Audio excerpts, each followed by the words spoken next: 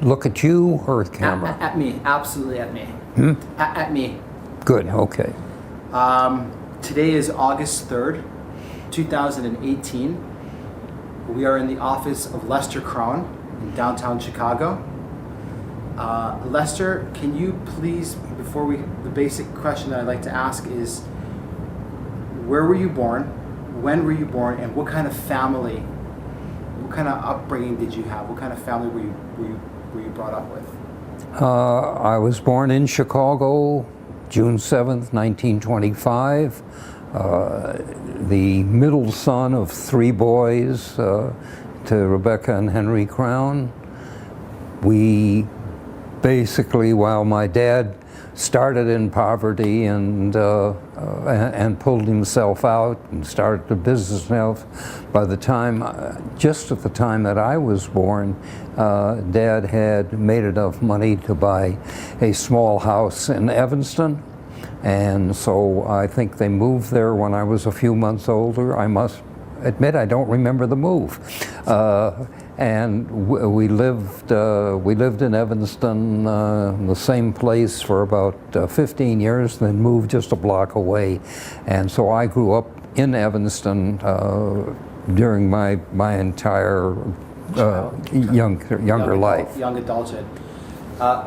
What kind of house are you brought up in? Is it a conservative house? Is it religious? Is it?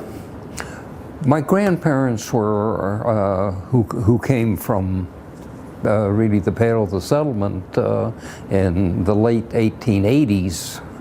Of course, were Orthodox at that point.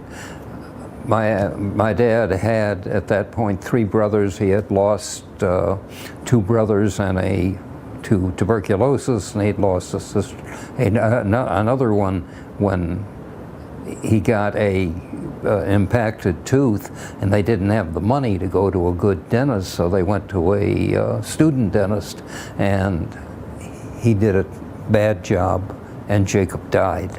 And so of the seven of them, there were three left. There were four left of the seven that were originally, but that's how Dad grew up. Our home at that time was really one of Jewish tradition and Jewish background. We were, because of where we were, we really ended up being Reform. Okay. As a matter of fact, North Shore Congregation Israel, when I went through it, didn't even have bar mitzvahs. They had graduations, and that was all. So to go to Sunday school or anything, I had to go from our house on Sunday up to Glencoe. So most of I went to Evanston to schools in Evanston, and there were very, very few Jews in Evanston, either at grammar school or at high school. When I say very few, I mean I think there were three or four. You could count them on your hand. Yeah, you bet you can count them on one hand at that time. I just want to stop for a sec because. So you were telling me about Everston High School. There was Evanston Grammar School and Evanston High School. There, as I say, there only were a few Jews in the whole area. So I primarily grew up much more with Catholic kids than with Jewish kids. And the only time that I really had much to do with them was when I went to Temple on Sunday. But from the social standpoint, I really didn't spend much time with them. But in the household, are you taught?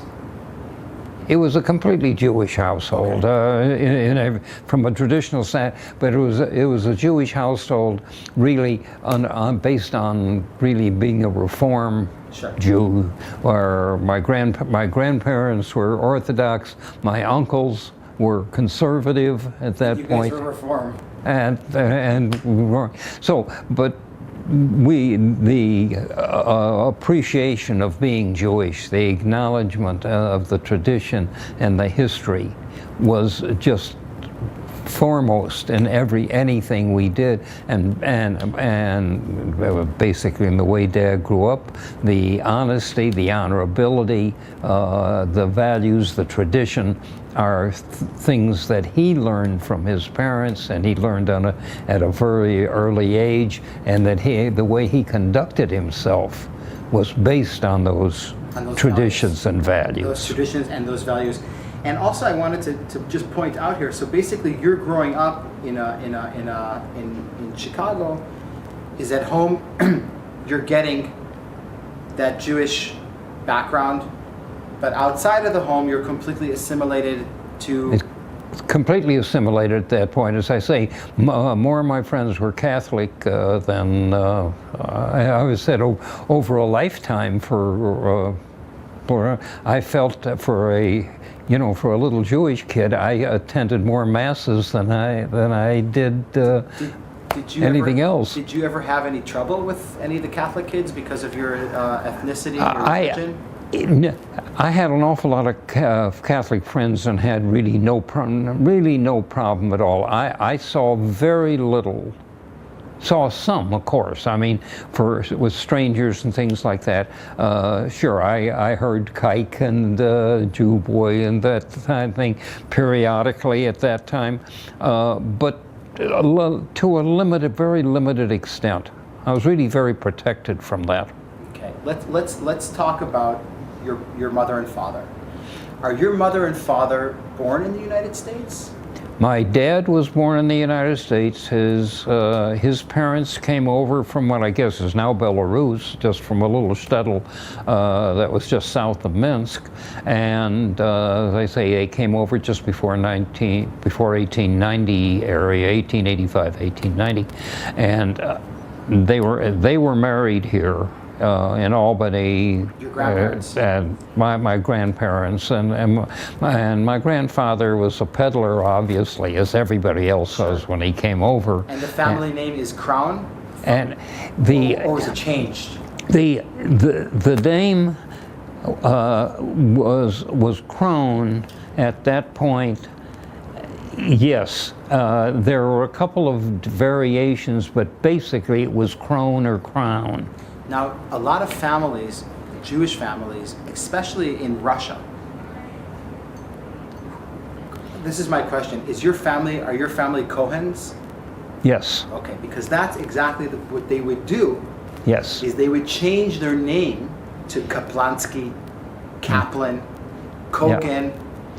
No, in our case, it really wasn't. It really wasn't changed. I think a great. No, I'm talking about in the old country. If you go when you go back about 3 generations, as from what we have, the name was Craon. Craon, okay. Now, it may have there have been derivations through, and that's what my grandfather was. What was it actually Crown when he got to Ellis Island? I doubt it. Right. But that's like my name is Faudem, but it was Faudemski, so they just said, oh, okay, Faudem, and then yeah. So right.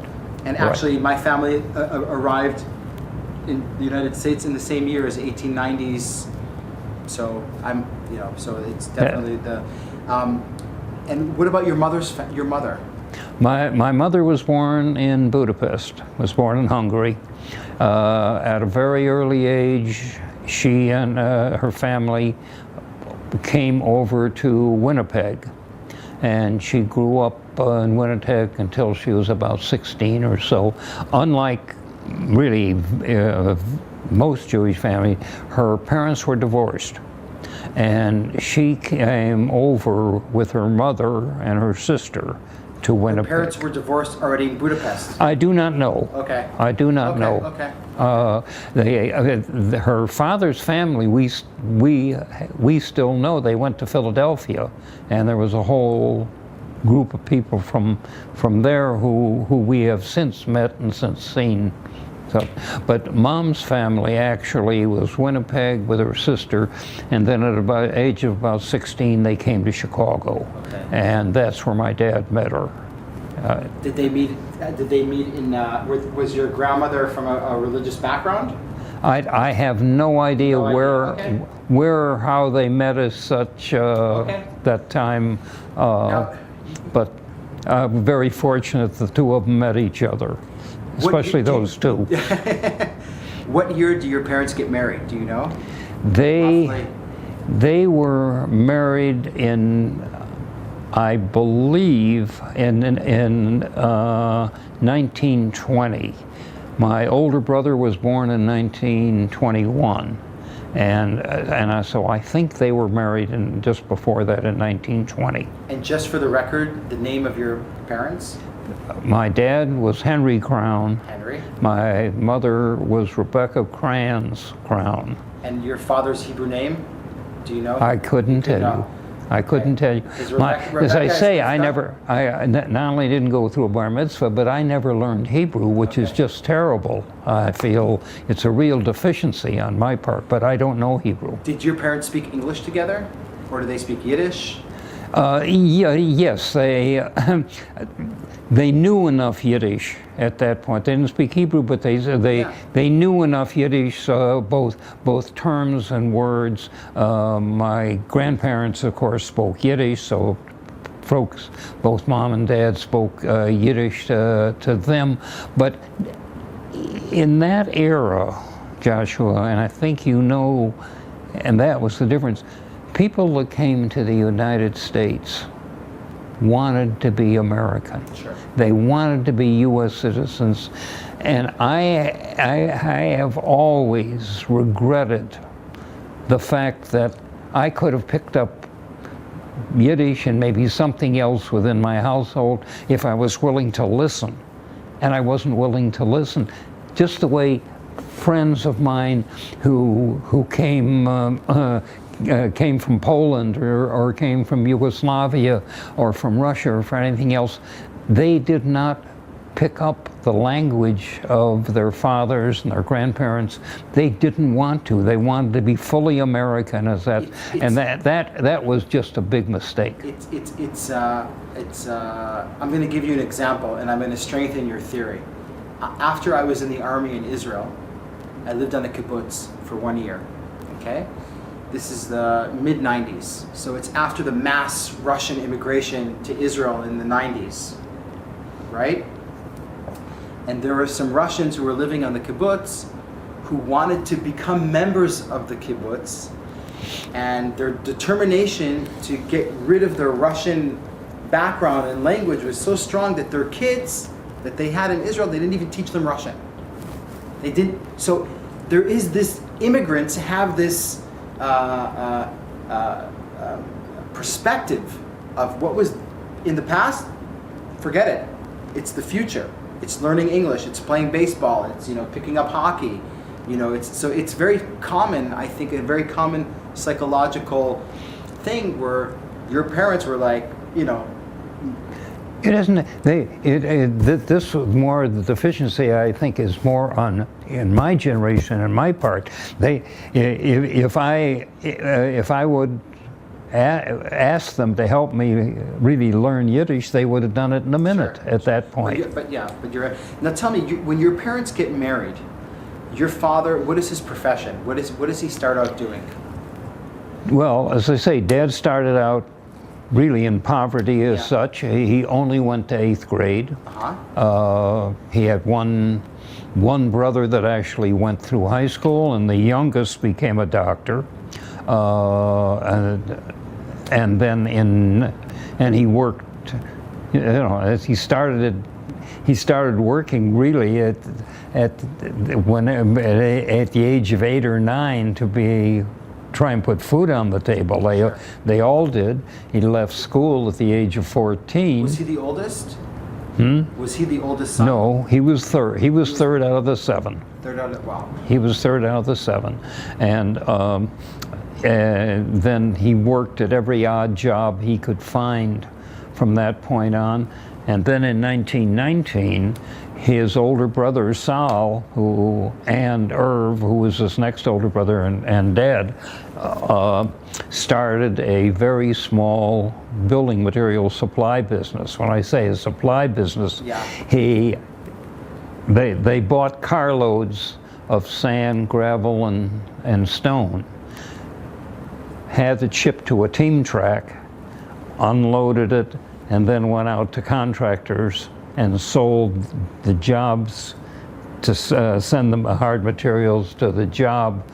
And then they started with horse and wagon almost to deliver materials. So they started on a split shoestring at this time in 1919, but based on tremendous ability, tremendous ingenuity, and tremendous effort, they made a success out of the business. The three brothers. The three of the fourth one was in it too, but he wasn't really involved. Actually, the three, as soon as Material Service started, which was the name of the company, in 1919, right afterwards, Saul took ill with tuberculosis.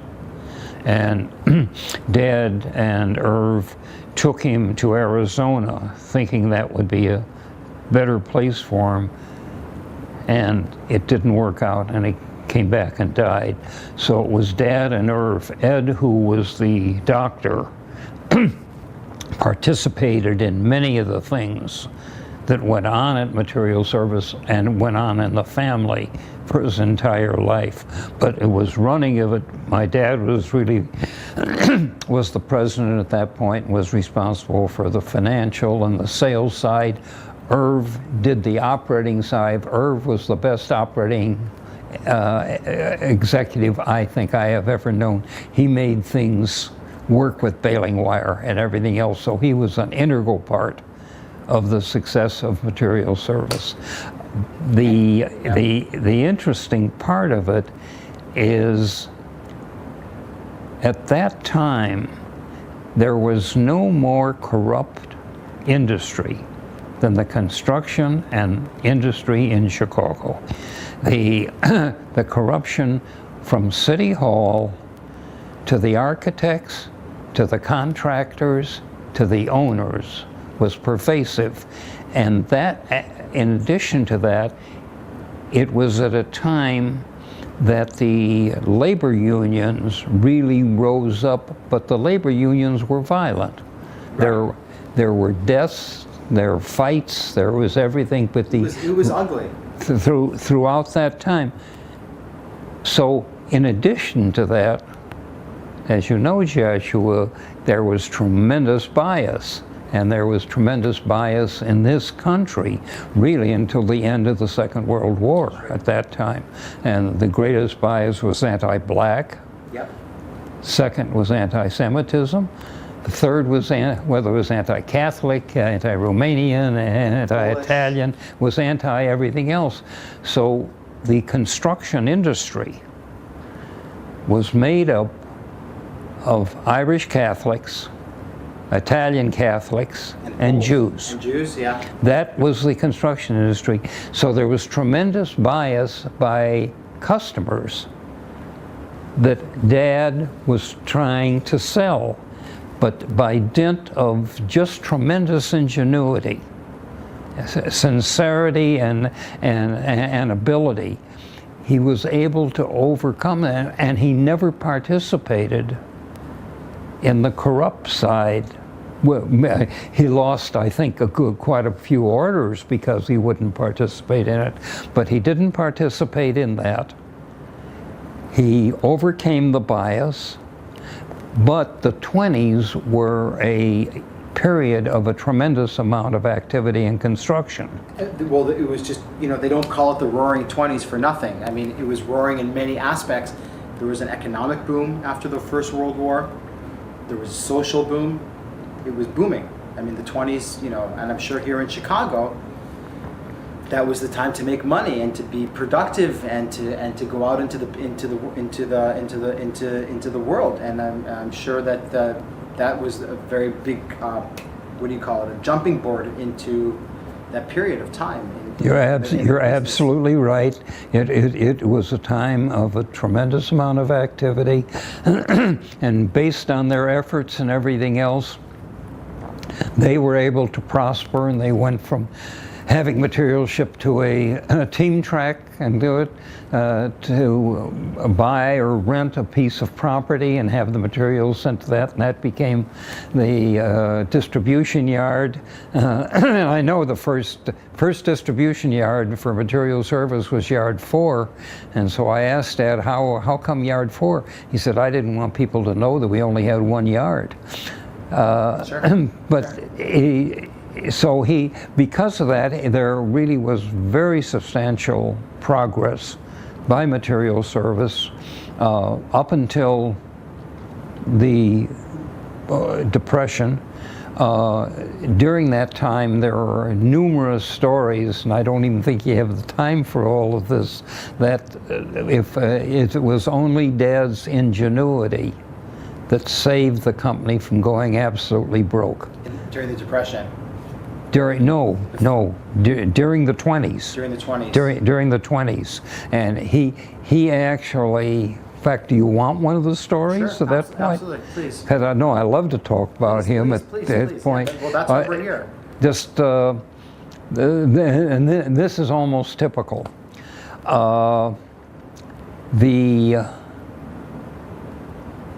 The head of the company, which was called Wisconsin Lime and Cement, which is the predecessor of the Consumers Company, was run by a man by the name of Joe Hawk. Joe Hawk was a big, tough, miserable human being. He was the 900-pound gorilla, where material service was the small midget. But the midget was nipping at its heels, and he disliked material service and really wanted to get rid of him if he possibly could. Concurrently at this time, the head of the labor of the Teamsters was a man by the name of Jim Norris. However, Jim Norris happened to be sent to jail for murder. But even in jail, he ran the Teamster Union, which was Local 786 here in Chicago. When Jim Norris was let out of prison, he was paroled to Joe Hawk. Now, and while material service bought materials and sold them and distributed them, they were delivered by cartage contractors, it wasn't material service trucks. A man owned a single truck, or he owned 4 trucks or something like that, and they would be assigned to the material service 1 yard or 2 yards or 3 yards based on the orders that came in the night before as to which men went to the yards with their trucks at what time in order to deliver the materials as ordered timely to the job. All of a sudden one morning, and I assume this should have been about 1928, where we've moved pretty well along the line to where material service has really grown very substantially. So he was more than nipping at the heels of Joe Hawk's operation. All of a sudden, they come in the morning, and they come in at 5:30, 6 o'clock in the morning, and the truck drivers don't show up. The Teamsters don't show up with their trucks. And when the yard manager, now I'm making this up entirely as such, the kind of thing, he has the names of the 5 trucks he's supposed to have that time, so he calls one home, and the wife says, "Look, Mike came home drunk last night. He's still in bed. I don't know when, or I haven't seen Tom. I wonder where he is." Or Joe really left this morning. You mean he hasn't shown up? These are all lies, actually, just protecting him because these fellows hadn't come to work. Of course, they try and get a hold of Jim Norris, and they can't find Jim Norris, just can't find him. At the same time that this happened, Joshua, there was, because of the corruption, the state of Illinois put a commission together under a senator by the name of John Daly, same name as the mayor of Chicago, but it's no relationship, spelled differently actually. And John Daly was a state senator from Peoria, and the commission was to look into the corruption in the construction industry. And Daly was an absolute Boy Scout straight shooter, so many in the industry were very concerned that they get caught in a web point. So what Dad did, no one talked to him or told him about it, of course. He didn't know John Daly. He got on the train and he went down to Peoria, and as you know, at that time, even as of now, that state senators and state representatives have their own business because they aren't full-time. Right. And especially then. Well, John Daly was a lawyer and had a law office in Peoria. So Dad went down to Peoria, went to Daly's office, told the reception his name and said he'd like to see Senator. He knew that the Senate was not in session. Right. So he assumed that he would. Had his law practice. They assumed that he would be there at that point. And the reception, thinking that this was a potential client, of course, said, yes, Senator Daly is in. Let me see if he's available. And Dad went in and saw him. Dad told him the whole story of Joe Hawk, Jim Norris, and all these are names that Daly knew and everything else, and the Teamsters not showing up. And after Dad finished, Daddy says, now wait a minute, Mr. Craon, I can't help you. You know I can't take you on as a client. I can't do anything about it because of my position with reference to running the commission. Dad said, Senator, I don't want you to do any, I know you can't represent me, and I know we can't pay you directly or indirectly. Fully understand that and would never try and get around it. But I guess in the conversation, Daly got intrigued with Dad and with the sincere, with what he put. And Dad said, but there is one thing I want you to do. He says, all right, what is the one thing you want me to do as long as it's absolutely legal? He says, absolutely legal. He said, I want you to come with me to Joe Hawk's office, and when we get there, I'd like you to sit in the back and not say one word, not a word. Well, Daly, I guess, got intrigued. That's all I can say. All I know is he said, when do you want me to go? Dad said, now. Let's go to. So Daly got up. They went to the train station. They took the train from Peoria. They went to Joe Hawk's office. And of Joe course, Hawk's office was in Chicago? Here in Chicago. Okay. Here in Chicago. And of course, if Dad had gone to Hawk's office alone, he would have cooled his heels in the reception room for an hour and then been told that Hawk wasn't there, that he had gone on. But when he told the receptionist, he said, would you please tell Mr. Hawk that Henry Craon and Senator John Daly are here. Well, Hawk was tough and everything else, but he wasn't smart.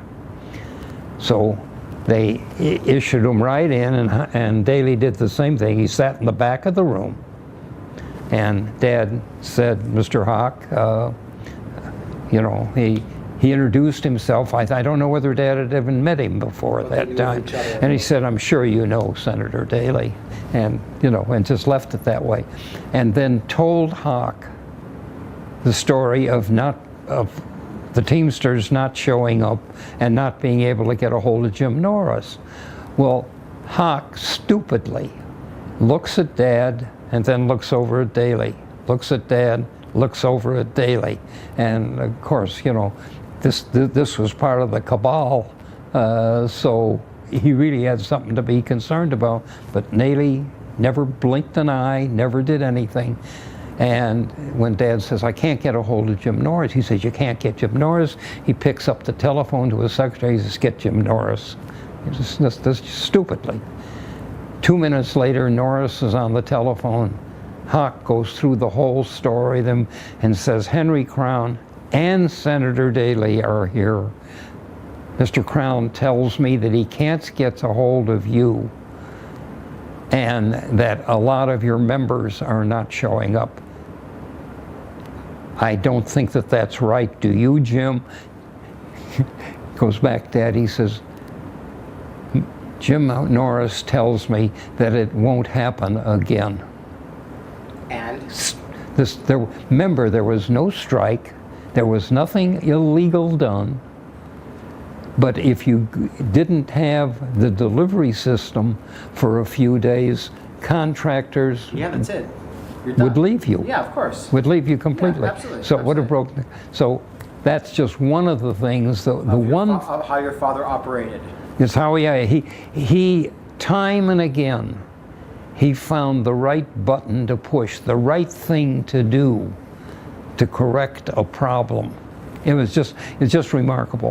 By the time that you're born, is the social and economic situation of your father better? Is he moving on up? Well.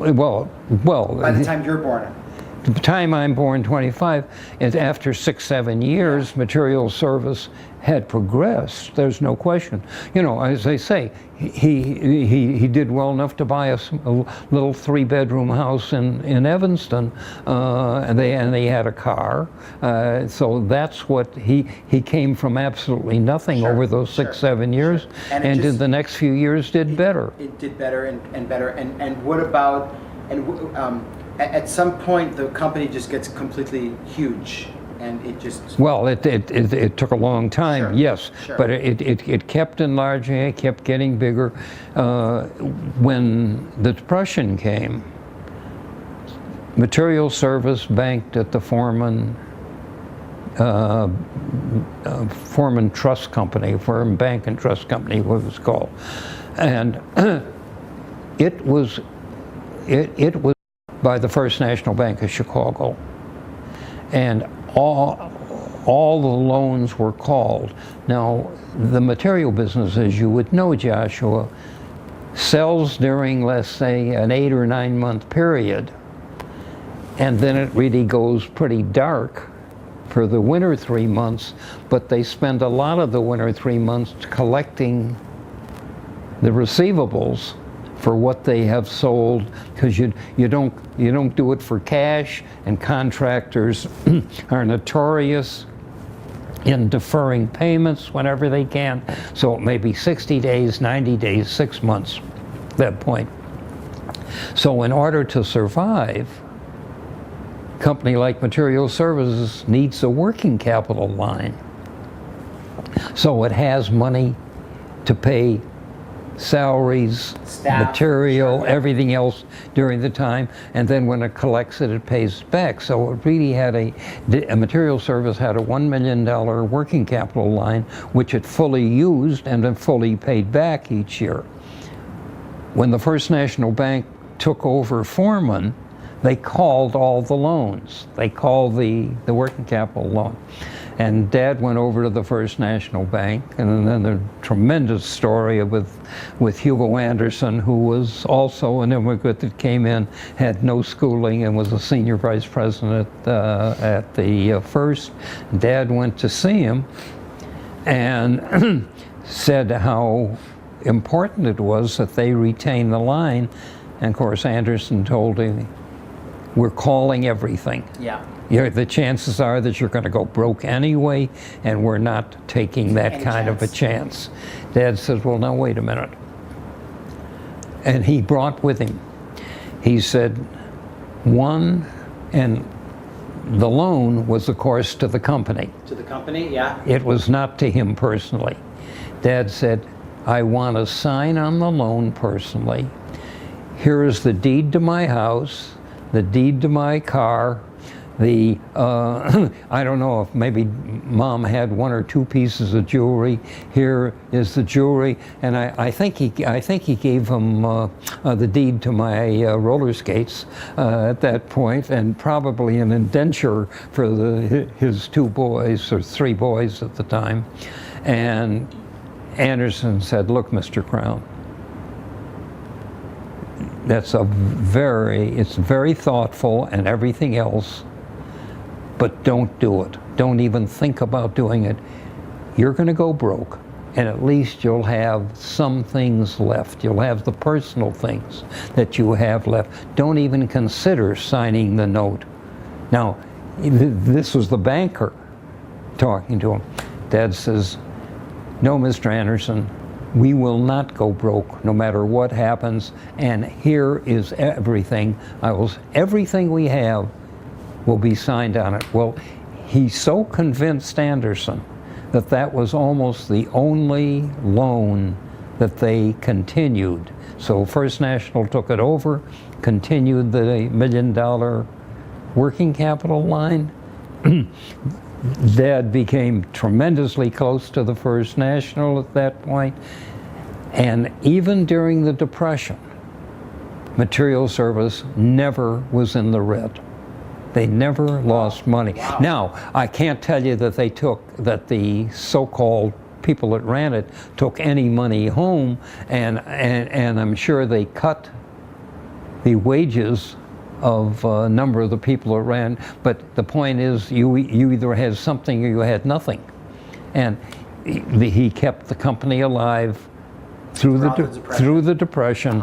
And then in the 30s also, of course there was a Depression in 36, sure, in addition to 29, 30.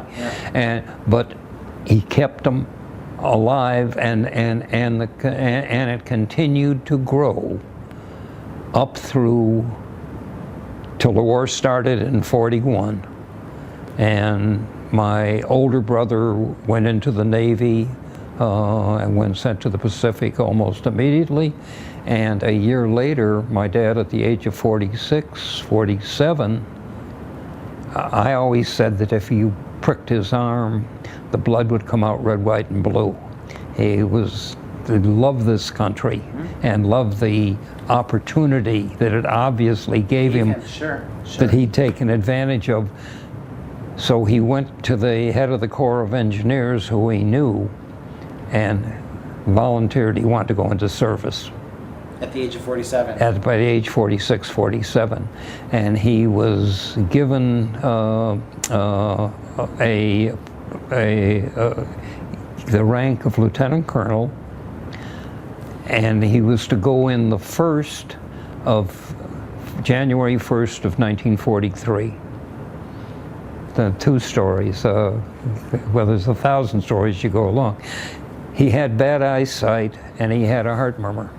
Okay. Or a heart problem. And he went to his kid brother Ed, who was the doctor, and said, "Ed, write me a note. I can't pass the physical, and I really want to do this.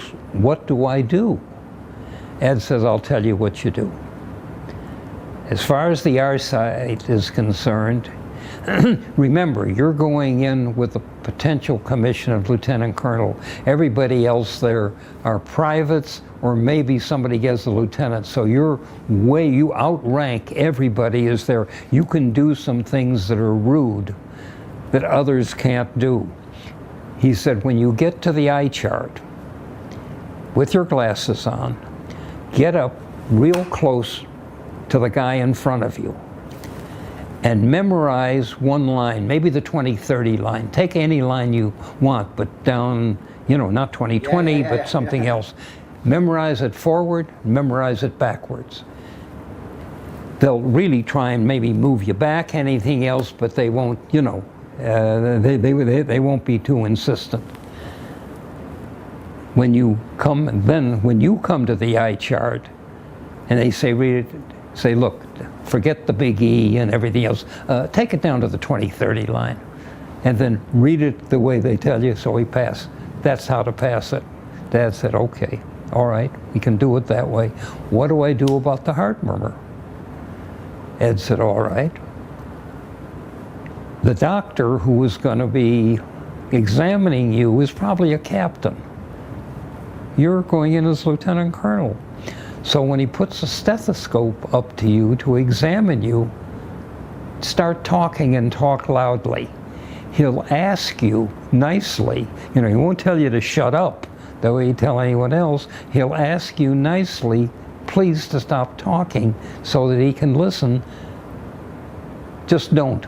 Just keep talking at that point. And he did, and it worked. Now, the other end of the story, and then I'll come back to other things. The other end of the story is really something.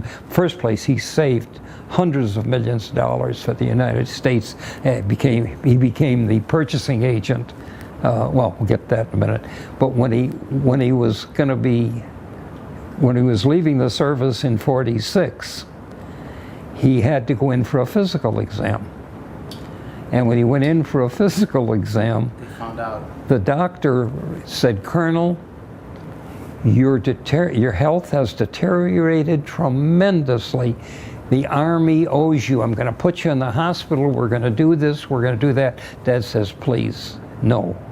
He says, "But Colonel, your health has deteriorated so much." Dad said, "Look, if I sign a release to the U.S. government on a health basis, won't you sign my exit papers?" And he said, "Of course, but you don't want to do that." Dad says, "I do want to do that. Give me the papers, sign them."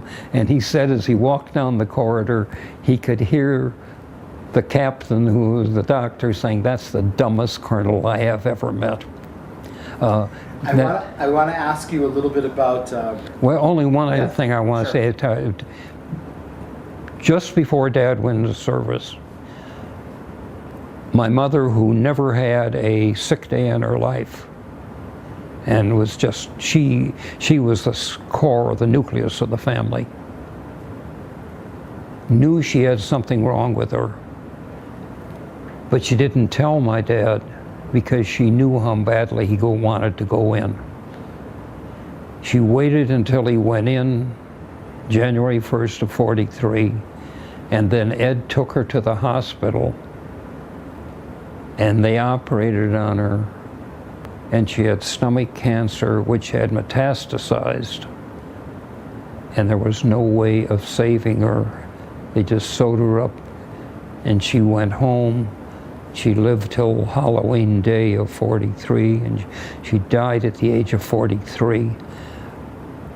But my dad was sent to the West Coast, to the district office of the Corps of Engineers in Los Angeles, and here his older boy was in the Pacific, his wife was dying at home.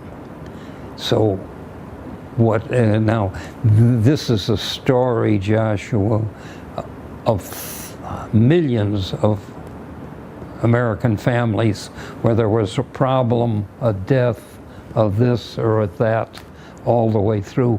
So, but he lived through a very traumatic time until he came back. But they did one really right thing, and the Army doesn't always make the right assignments, but they assigned him as lieutenant colonel to come to Chicago.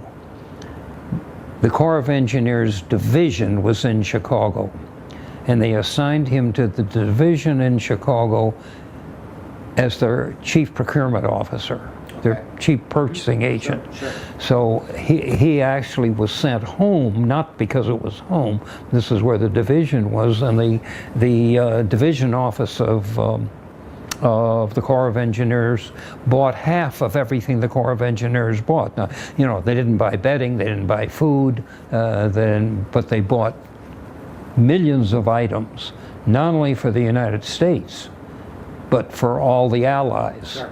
And Dad was put in charge of that function, and the money that he saved the U.S. government is just remarkable about the things that he did, because now they had a businessman as a purchasing agent, not an Army officer. Yeah, a civilian, a person. Yeah. Okay, longer story than that's amazing. I want to ask you about your mother though. She passed away. Was your father there when she passed away? No. Well, yes. He got leave to come home for the last about the last week of her life. From the time he went to the coast, when Ed called him and told him what the problem was, he did everything he could to take the job of, if things had to be done, taken to Washington from an officer's standpoint, he would volunteer for the thing, even though he had to take, a Greyhound bus, an air, because traveling was pretty darn difficult, in order to spend 3-4 hours in Chicago with his wife to go to Washington and then back at that point. So he stopped by whenever he possibly could. And I say, Mom lived 10 months. When did your mother pass away? In what year? 43. 43. Halloween night. Halloween night, October 31st. Of 43. 43. And after the war, when the war, you're in 1943, you're 18. I'm 17. Well, I'm 18. You're 18. When the time she passed away, I was just 18. You were 18 years old. I want to talk about the philanthropy aspect of your family, which is the most very important legacy, but it's beyond legacy for as far as I'm concerned. And I would like to ask you about your father's philanthropist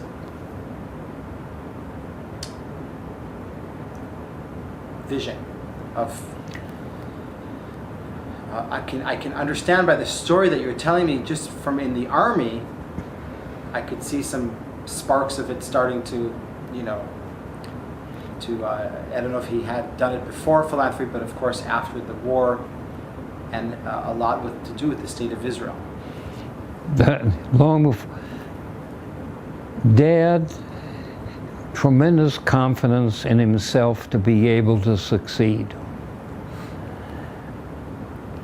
As long as he made adequate money to have a house, to have food on the table, to have something in the bank in case because of what happened with his brother, for medical purposes. After that, he gave to charity, even though it was a small amount. My mother was a member of Hadassah back in the 30s. Henrietta sold time. That's absolutely. So the contributions, at that point you're talking in the $100 range type of things. But Mom worked for Hadassah at that time. I remember, and Dad he was, I have to tell you, Joshua, the finest human being I've ever known. It just as a person, he had tremendous ingenuity, tremendous ability, tremendous drive, and everything else. And the only thing that exceeded his ingenuity was his humility. This was a fellow who was tremendously capable, that really had no ego, but had a tremendous sense of humor. And he was wonderful to be with. He was fun. He was tough, in many ways. The people that worked for him loved him because he would stand up for them. The one thing that he couldn't really stand was disloyalty, but he would stand in front of the train for the people, not just family, but the people that worked with him and the people that worked for him.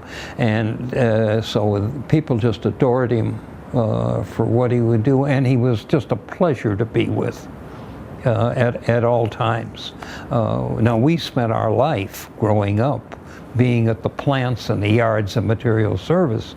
I know I started working as an office boy at the age of 12, As a matter of fact, I started working at 30 cents an hour, and they found they were paying me 5 cents an hour under the child labor law, so I got an immediate increase. But and then by the time we were about 16 or so, half of the summer we'd either go to camp or do something. The other half, or all summer, we'd work at that point, Material Service owned some stone quarries, sand and gravel pits, ready-mix yards and things like that. And we, all three boys, during the summer, worked out at the plants.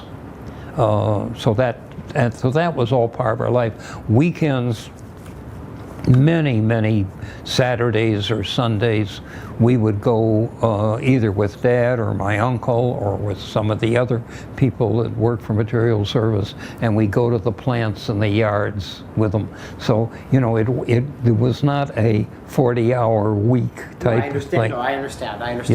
You know, it was just, and it was all part of our regular life. On philanthropy, yes, Dad considered, after he took care of the family. Now, when he tried, he also wanted to put some money away for other parts of the family. He felt just a personal obligation to cousins and to things like that, who he helped constantly. But above that, he gave money on philanthropy, not just to Jewish organizations, because he became part of the Chicago, just the whole, not society, that's the wrong word, but the Chicago business community things. So when things came up, and a lot of them came up on the Catholic side at that point, when a dinner came up or something like that, he would send some money to them, because he did it actually, he did not resent doing it. He liked being able to do it. So the idea of tzedakah was just inherent in him and in his life and his brothers' lives. His brothers too. Sure, absolutely, all of them. They all felt the same way. And what about your father's connection, philanthropy-wise, to the state of Israel, or before the state of Israel? I know we talked about it a little before, and you weren't quite sure, but I'd like to know what you know about it. Well, you know, some of it, as I tell you, is what I know. Some is foggy memory at that point. I know that Dad tried in a number of ways, and I don't know if any of them were successful, in putting up some money in order to bring German Jews before the war. As you know, really those that wanted to know knew what was happening in Germany, and were worried about it from 33 on, but were really in the late 30s, 37, 38, they knew about the concentration camps. After the Nuremberg laws, basically, in 1935, that's when... Right. You know, from the Night of Broken Glass on, they knew what was happening. He never said anything to you about this, about bringing German kids over, or are you? Yes, and I can't tell you specifically what it was, but did he try? No. Did he talk about it? Yes. He did. Oh, absolutely, absolutely. No, as kids, we just didn't. You know, I should have absorbed more than what I was told at the time. But Dad definitely talked about it, definitely was very concerned about what was happening in Europe. Germany. Very definitely concerned about the Nazi regime in there, and was very, very unhappy about the isolationism in the United States. It's something that bothered him tremendously at that point. As I say, it's because of all these things built up is the reason that he volunteered to go into service at that time. You would think that he'd be discouraged to go into the service because of the isolationism. Well, all of these. There's the famous story of the St. Louis, of the boat. The famous story of the St. Louis being brought here and then turned around, tried to get into Havana and couldn't do that, and then was sent back.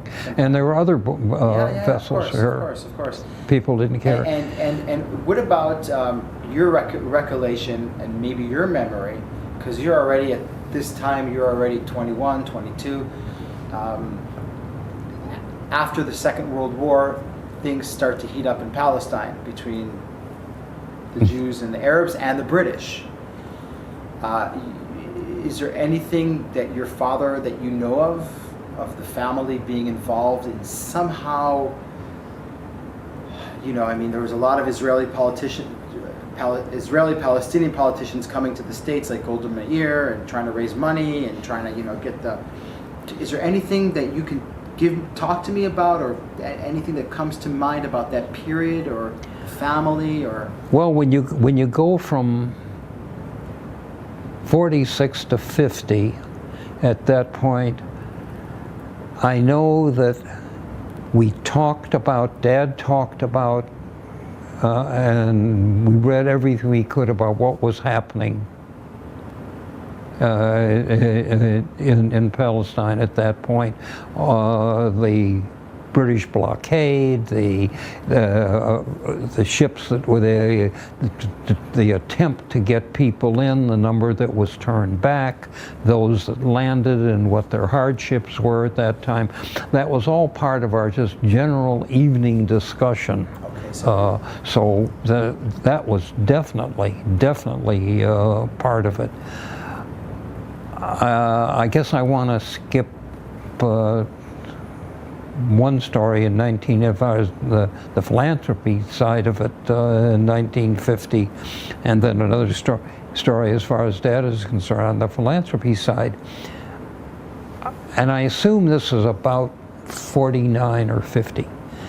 Before there was a professional fundraising done,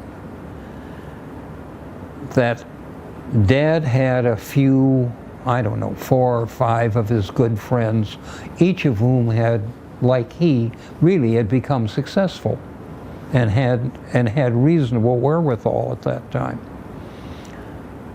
And this was right after right after 48. So it was 49. It was 49. Yeah. I assume. And so Dad had 4 or 5 of them into the house, and I remember I was home, just happened to be home at the time, and I was sitting on the stairs listening to this at that point, and there was nothing formal at that point. And what they were talking about is the great need that there was in Israel for financial help in order for them to try and, for the kibbutz, for 1,000 different reasons, and they were discussing the need for it and the fact that they all ought to come up with some money. They all wanted to come up with some money, and they were just, Dad led it and talking through. And one of the men in the group just said, I've just come back from 2 weeks in Israel, and I can't tell you how disappointed I am.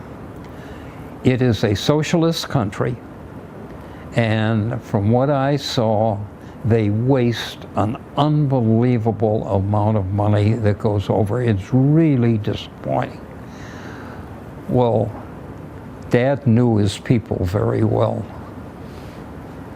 And finally, he let them talk all the way through, and he finally said to them, tell me, of what they get, what do you think that they really waste and throw away?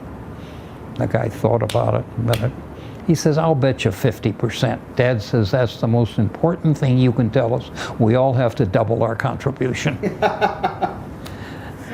Well, it was very...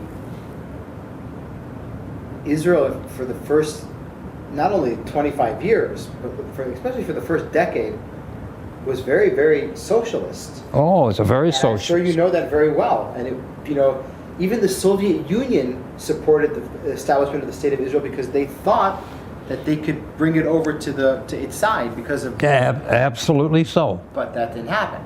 Yep. But if you were not a member of Mapai, the Israeli Labor Party, you're screwed. Excuse me. You couldn't. It was it was tough times. But there was another story that you wanted to tell us about the philanthropy. The other, at some point, which I assume would be 1950 or around then, somebody in the government of Israel, I don't know who, came to Dad and said, I understand that there are two relatively small airplane manufacturers who are merging, and that our understanding is if they merge, they're going to move all the operations to one of the locations, and there will be a rather substantial amount of jigs and forms and fixtures available that's going to go on the market for sale. These are parts of airplanes? Not part of the jigs and the fixtures to make the parts of the airplanes. A manufacturing operation. And they said, we want you to go in. We're going to pay for it. We want you to go in and to bid on these jigs and fixtures.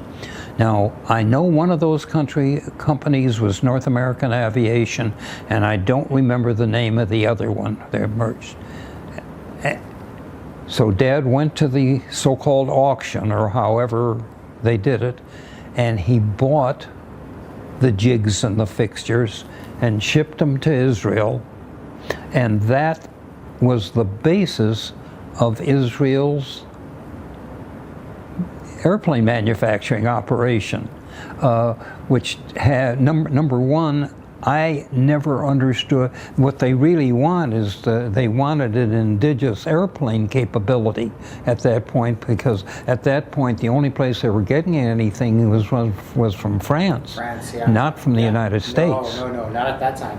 And now it part of that never made real sense to me, because they couldn't produce engines. They would have had to buy engines someplace where they would do it, but I guess they were willing to take that chance. They did want the ability to produce the airframe and everything, and of course the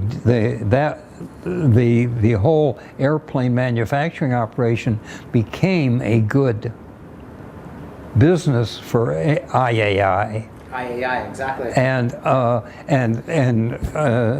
said Joshua, it comes full circle, because that business was bought by the Pritzkers from IAI, and we at General Dynamics through Gulfstream bought it from the Pritzkers and now owned it, and now we made the 100, the 150, the 200, now the 280. And they're still made in Israel. Amazing. So that's a full circle. Full circle. Full circle. These kind of full circles are a part of the beauty of life. It could be a small little thing. It could be helping out a family, giving charity, helping out a family, or helping out a student that you believe in. I know I adopted a soldier in Israel he doesn't have any family. So I help him out, and I give him some money, and he's like a younger brother to me. And one day, all I'm pushing him is to finish his high school diploma, but it's like little things like that when it could take a lifetime for it to full circle. Right. It could take minutes. You never know. But when that full circle happens, it's a very good feeling. It's a very, very good feeling. Very, very much so. I wanted to ask you, as far as philanthropy, and we talked a great deal about your father. Did your father actually ever make it to Israel? Did he? Oh, many times?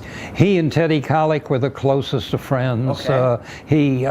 I don't think there was a prime minister that he didn't meet one place or another and talk to. So, from Ben Gurion on, I know that he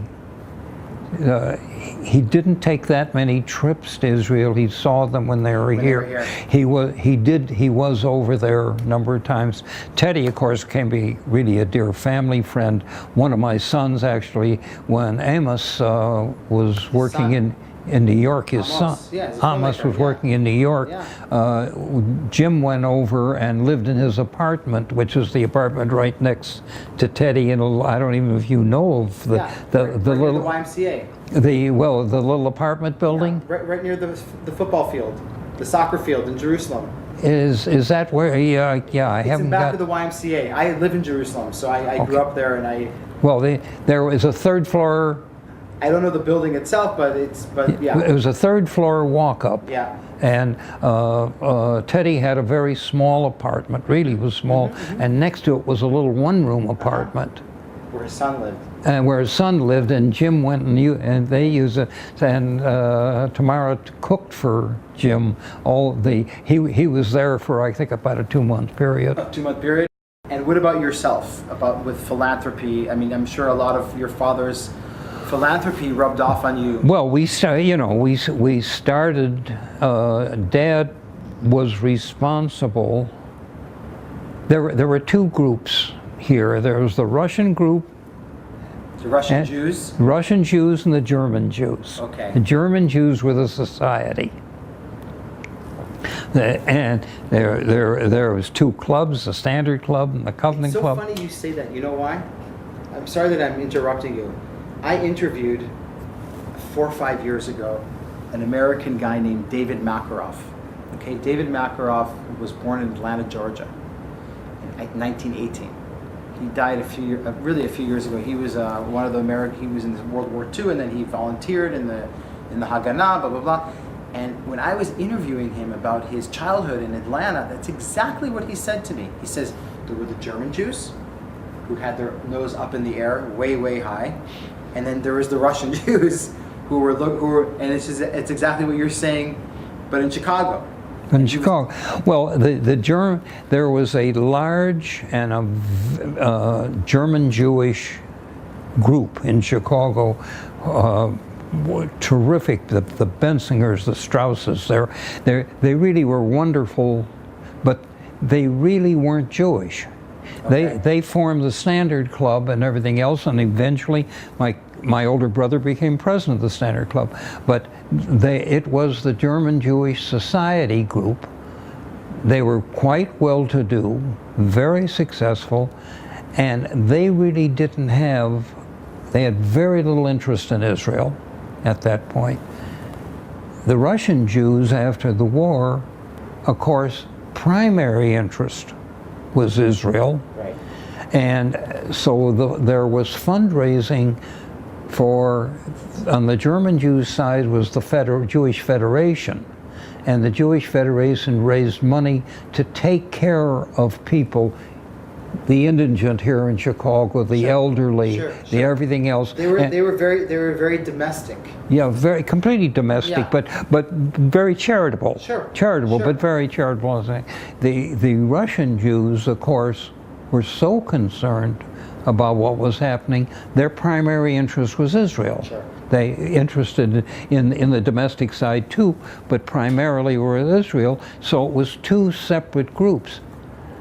My dad got together with Phil Klutznick, which is a name you probably know. Phil was a dear friend. And the 2 of them put these 2 groups together. Now, how they put it together is they say, okay, what we're going to do is we're going to have 1 fundraising instead of 2. And we'll decide now what percentage goes to Israel, what percentage goes to domestic, what percentage here in the United States, and we'll decide that beforehand so that anyone who contributes to it says, okay, I'm contributing to what really interests me. It'd be the same if it was separate. By putting the 2 together and letting them operate for a few years, then they put the 2 organizations together and became what the Jewish Federation is, and the Jewish United Fund, which is the annual. And the minute that was, even before that was done, of course, we contributed to both of these, but primarily to the Israel side of it. And then when it was done, we started not just a single annual, but it was basically a big annual campaign for this, for charity, for philanthropy, and we were part of it. There was one group that was the construction industry, and so we were intimately involved in all parts of that fundraising, and then a lot of this was put together, and so we have been involved very intimately. I say my dad, my uncle, my brother, all really helped run these the philanthropy for as we do today. I want to ask you, it might take you a while to think about the answer. If I would ask you, Lester, what is not necessarily the most important philanthropy project you dealt with Israel, but what is the most not crazy, but like the most close to your heart? If there's something that it's with, I don't know. I'm just trying to like if you could say to me, Joshua, I got to tell you this story about this project that I tried to get together.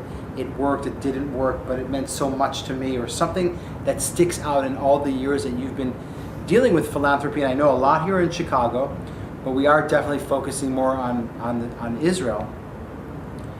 Is there one project that kind of sticks out for you that you still remember very clearly, that was maybe an uphill, you chose it because it was so difficult, or you chose it because it was so dear to you? Is there anything that comes to mind? It could be not necessarily you, but your family or something like that kind of sticks out. Let me answer you just a little bit differently. Okay. And this is a story that I will never forget, and it oversees and overshadows all the things you're talking about as against one. Dad turned to Corky Goodman one day. Now, Corky is married to my first cousin. Who is Corky Goodman? Corky Goodman is my dad's older brother, Irv, who was the operating end, had one daughter, Suzanne. Suzanne married Corky Goodman. Okay. Corky has been chairman of the agency, the Jewish agency. He has been involved in all kinds of Israel projects and things all of his life. He's in the office next door here. He's about 9 years younger, but very much, and he did a tremendous amount with Operation Exodus, with the Russians coming. He just was very much involved in that. But Dad turned to Corky one day, and I have to tell you, if you knew my father, he said what he meant, and he meant what he said. And he said to Corky one day, and then repeated to me afterwards, he says, Corky, if Israel's existence is ever really in jeopardy, you send them everything we have, not part, but everything. We can start over, they can't.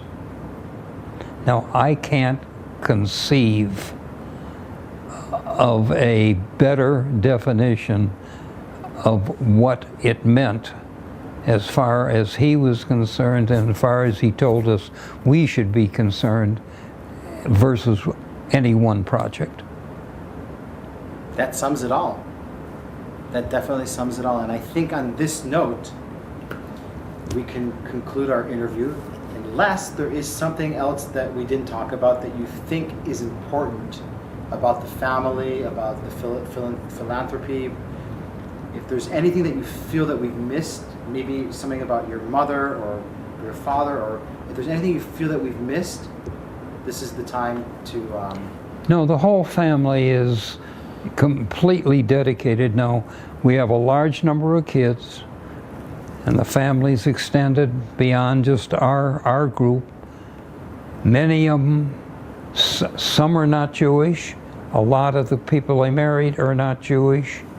However, those who are involved in the philanthropic side, to this day, and I'm sure long into the future, respect the things that were important to my dad's generation, to my generation, to my kids' generation, and will acknowledge and continue the philanthropy that it was important to us and that we are supporting at the present time, and hopefully be able to do, hopefully the part of the reasons of being so lucky to be in this country, I feel the same thing, the freedom that you have here, the opportunity that you have here, even though with all the problems that exist, give us the opportunity of being successful, and a great portion of that success has to be given back to the community. It's the tzedakah side it's ingrained, at least in all of our family, and I think all of them will abide by it. Lester, thank you. You're very welcome. So much for your time. Thank you. I really appreciate it. Thank you for what you're doing. Okay, now